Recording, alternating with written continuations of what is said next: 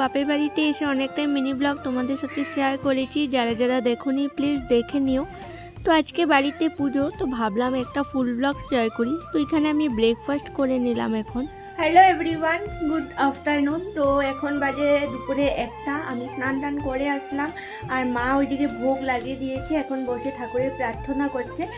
আর সকাল থেকে তোমাদের সাথে একটু শেয়ার করেছি, বাট রিভি এই যে মহারানী মানে এতক্ষণ এত কান্নাকাটি, আমি স্নান করতে গিয়েছি, ও কিছুতেই কারোর সাথেই থাকবে না, মানে আমার সাথেই থাকবে। তো আমি তো আর স্নান করতে পারছি না, তারপর এই করতে করতে অনেকটাই লেট হয়ে গেছে। তো এখন স্নান করে আসলাম জাস্ট, আর এখন ঠাকুরকে প্রণাম করব। চলো সেটা তোমাদের সাথেও শেয়ার করছি।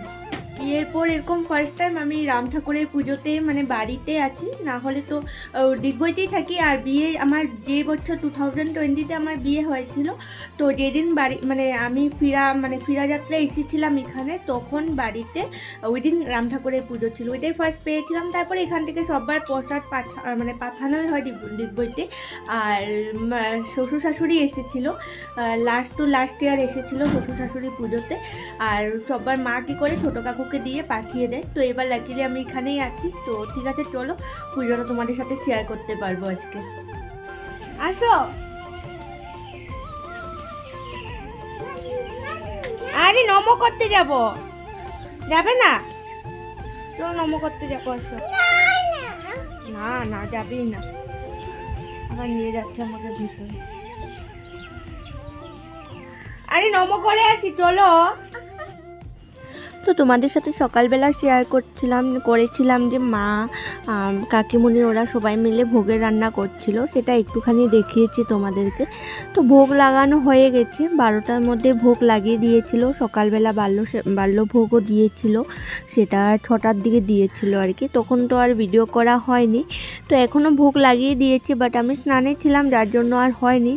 ভেবেছিলাম একটু জলদি করে স্নান করে এসে পড়বো, বাট রিভিকে স্নান করালাম, তারপর ও আবার কারো কাছে যেতে চাইছে না, কান্নাকাটি করছিল।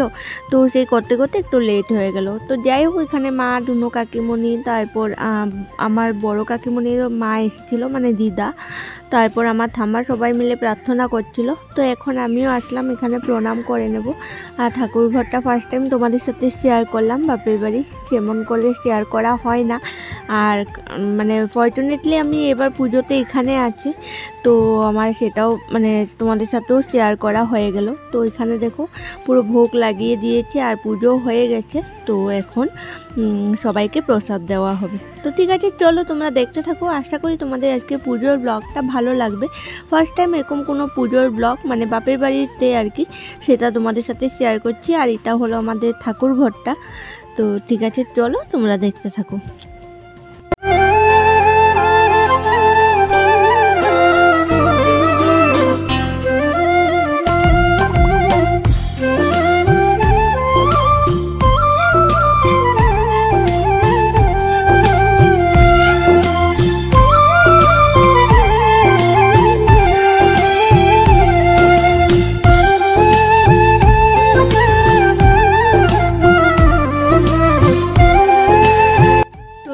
জাস্ট লাঞ্চ করি, এখন ঘুম পাড়ালাম। আর রুমটা একটু অন্ধকার, কারণ লাইট আমি জ্বালাইনি, আর জানলাটাও বন্ধ করে দিয়েছি, যাতে ওকে ঘুম পাড়িয়েছি তার জন্য। আর রিয়া, পাপা ওরা লাঞ্চ করে নিয়েছে, এখন আমিও করব। মা গরম গরম খিচুড়ি বানিয়েছে, আরও কী বানিয়েছে চলো সেটা তোমাদের সাথে শেয়ার করি। তো পুজো হয়ে গেছে অনেকক্ষণ, তোমাদেরকে বলেইছিলাম। তারপর আমি আর কোনো প্রসাদই নিইনি, এখন আসলাম রিভিকে আগে খাওয়ালাম, কারণ ও সময় হয়ে গিয়েছিল। তো এখানে আমাদের দিদা আর এই ঠাম্মাটা হলো পাশের বাড়ি, ওরা বসে প্রসাদ নিচ্ছে। আর আমিও নিয়ে নিলাম, সকালে বাল্যভোগের প্রসাদ নিলাম, আর এখন সিন্নি প্রসাদও নিলাম। আর সিন্নি খেতে খুব ভালো লাগে আমার। তো এদিকে দেখো 2 রকমের ভাজা এখানে ছিল, আর মিষ্টি কুমড়ো ভাজা হচ্ছে, খিচুড়ি, আর নিরামিষ তরকারি একটা, আর পায়েস, তারপর যেটা ভোগে লাগিয়েছিল আর কি গুরুদেবের প্রসাদ, চালতার টক, এসব। তো এগুলো ছিল। তো এখন আমরা খেয়ে নেব। মা ওরা খেতে একটু দেরি আছে, তো আমি, কাকু মানে আমার মেজো কাকু, তারপর ঠাম্মা, আমরা সবাই একসাথে বসে খেয়ে নেব এখন। তারপর আর ভোগের প্রসাদটা সত্যি খেতে অনেক ভালো লাগে, যেখানেই মানে ভোগের প্রসাদ হয় খেতে একদম মানে অনেক অনেক টেস্টি লাগে। তো আজকেও প্রসাদটা খুব ভালো হয়েছিল। সেটাতে একটা ঠাকুরের দৃষ্টি থাকে না, তো সত্যি সবসময় ভোগের প্রসাদ খেতে খুব ভালো লাগে, আর একটু খেলেই পেট ভরে যায়। তো ভোগের প্রসাদ খেয়ে আমার মোটামুটি পেট ভরে গিয়েছিল, তারপরেও মা জোর করে আবার একটু খিচুড়ি দিল, তো সেটাও খাবো। তো ঠিক আছে, চলো একবারে খেয়ে দিয়ে একটু রেস্ট করি, সন্ধ্যার সময় তোমাদের সাথে আবার কথা হচ্ছে। Good evening everyone. তো খেয়ে দিয়ে একটু রেস্ট করে নিলাম, আর এখন 6:30 মতো বাজে। রিভি জাস্ট উঠলো এখন ঘুম থেকে, আর ও আসছে আমাকে নেওয়ার জন্য, মানে আজকে আসবে আর কি, এখন আসবে। বাসে উঠে গেছে, ফোন করেছিল। তো কালকে আবার চলে যাব শ্বশুর বাড়ি। তো অনেক দিন হয়ে গেছে এসেছি, 15 ডেজ হয়ে যাবে কালকে। তো আজকে যার জন্য আজকে মানে ও আসছে নেওয়ার জন্য, আর বাড়িতে পুজো আছে, তো একবারে পুজোটাও অ্যাটেন্ড করা হয়ে গেল, আর আমাকেও নিয়ে কালকে চলে যাবে। তো অনেক দিন হয়ে গেছে এসেছি, তো কালকে চলে যাব, মনটা একটু খারাপ। আর পুজোর জন্য মমিতাও আসবে, ওকেও বলেছিলাম। অ্যাকচুয়ালি ও কালকে আসার কথা ছিল, বাট কালকে আসা হয়নি ওর। তো আজকে আসবে, একটু পরে আসবে আর কি। ওকে ফোন করা হয়েছে, বললো যে একটু পরে আসবে। তো ঠিক আছে, চলো। মা একটু রেস্ট করছে, কারণ সকাল থেকে পুরোটাই বিজি ছিল, তো এখন একটু রেস্ট করছে। আর বিকেলবেলা না, মানে পুজোর জন্য আর কি আশেপাশে লোকজনকে বলা হয়েছে, দেখি কে কখন আসে, তো আসলে পরে সেটা তোমাদের সাথে শেয়ার করব।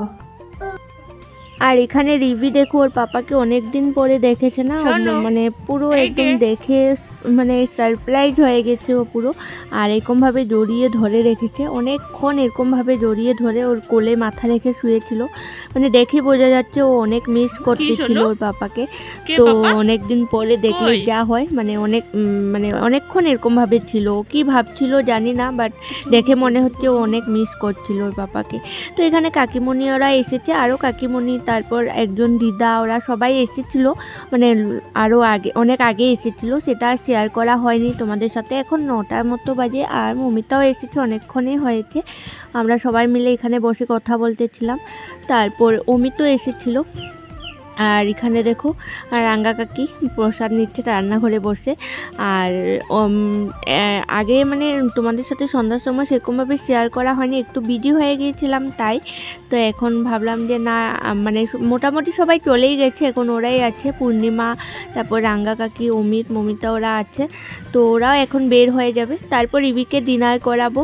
আর এখন সময় 9:30-র উপরেই বাজে, তো তারপরে আমরাও ডিনার করব। আর ভিডিওটা একদম ছোট হয়ে গেছিলো, যার জন্য ভাবলাম নেক্সট তোমাদের সাথে শেয়ার করি। তো এখানে এখন সবাই চলে যাবে। তারপরে আজকে ডিনারে ছিল পনির আর আলুর তরকারি, আর ছিল আলু ভাজা, আর মা কিছু একটা শাকের বড়া করেছিল, আর ডাল ছিল। দুপুরে নিরামিষ তরকারি ছিল, কারণ আজকের দিনটাও ভেজ। তো এটা হলো নেক্সট ডে মর্নিং। তো আমাদের এখন সকালবেলা, এখন সকাল বাজে 11:30 হবে। তো আমি রেডি হয়ে গেছি, আর এখানে রিভিকে রেডি করাচ্ছি। অ্যাকচুয়ালি আমাদের মানে আমার অনেক দিন ধরেই ইচ্ছে ছিল, এখানে মাইঘেটা একটা কালী মন্দির আছে, কালীস্থান বলে, তোমাদেরকে দেখাবো সেটা।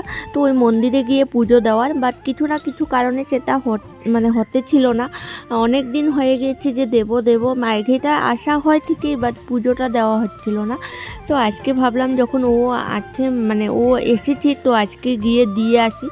তো আর বাইরে কিন্তু ওয়েদার একদম ক্লাউডি, বৃষ্টিও আসবে, তো ভাবলাম জলদি গিয়ে পুজোটা করে আসি। তো এখানে রিভিকে রেডি করাচ্ছি, এখন বেরিয়ে যাচ্ছি, আর গিয়ে ফটাফট পুজোটা করে আসি, কারণ এটা অনেক দিন থেকেই মানে দেবো বলে আর দেওয়াই হচ্ছিল না। রিভিকে রেডি করে দিয়েছি, আর বাইরে ওয়েদার পুরো ক্লাউডি, মানে পুরো একদম বৃষ্টি এখনই আসবে এরকম অবস্থা। তো যাই, ঠিক আছে, ফটাফট পুজোটা করে আসি, আবার এসে ব্যাগটাও প্যাকিং করতে লাগবে। তো আজকে চলে যাবো, ভালো লাগছে না। তো ঠিক আছে, চলো আমি গিয়ে আসি। তো দেখো ওয়েদার কীরকম, পুরো মানে ক্লাউডি, আর মানে বৃষ্টি হয়নি, বাট আমরা ঘরে ঢোকার সাথে সাথে বৃষ্টি মানে স্টার্ট হয়ে গিয়েছিল। তো এখানে মিষ্টির দোকানে আসলাম, একটু মিষ্টি নিয়ে যাব ঠাকুরের জন্য, পুজো দেওয়ার জন্য। আর তারপরে এখান থেকে মানে আমরা মোটামুটি চলেই এসেছি, সামনেই মন্দিরটা। তো এখান থেকে মিষ্টি নিয়ে তারপর চলে যাব মন্দিরে। আর মন্দিরটা মাইঘেটা স্টেশনের একদম কাছে, অনেকেই জানো, যারা যারা মাইঘেটায় থাকো সবাই চেনো, অনেক জাগ্রত মন্দিরটা।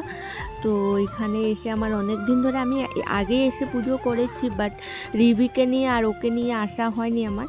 তো দেখো একদম স্টেশনের সাথেই, মানে স্টেশনটা শেষ হলেই মন্দিরটা। তো এখন এখানে পুজো করে নিই।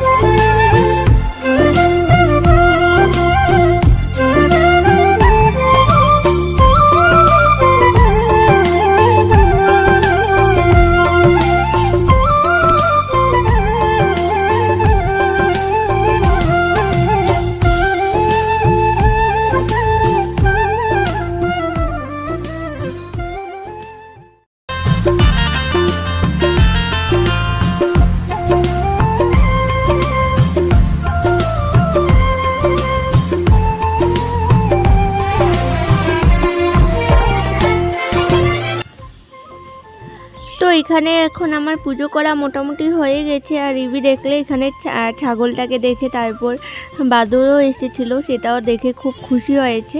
তো এই যে মন্দিরটা আরেকবার তোমাদের সাথে ভালোভাবে শেয়ার করে দিলাম। তো এখানে পুজো করা হয়ে গেছে, অনেক দিনের ইচ্ছে ছিল, সেটা আজ পুরো হয়ে গেল, মানে মনটা শান্তি লাগছে পুজো করে।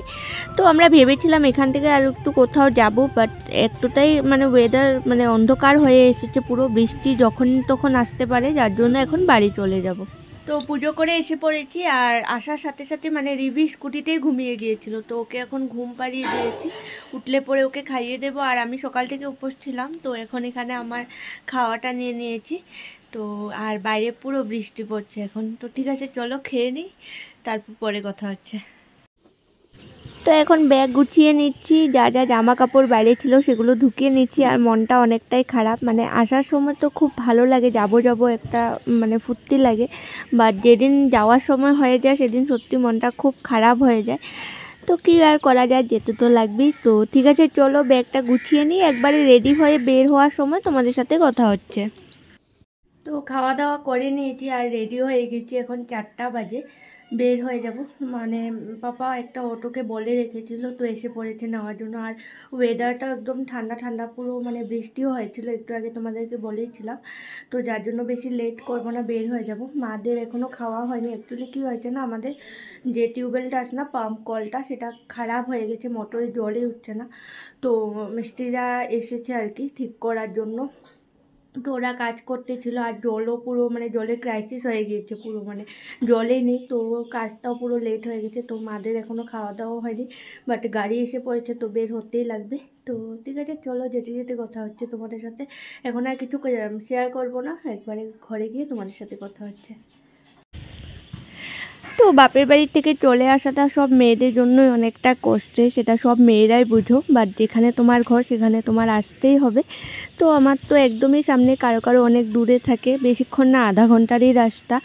তো আবার যাব, বা মা ওরাও আসে দেখতে।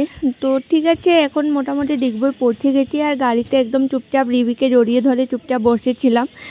তো ঠিক আছে, চলো বাড়িতে গিয়ে তোমাদের সাথে কথা হচ্ছে।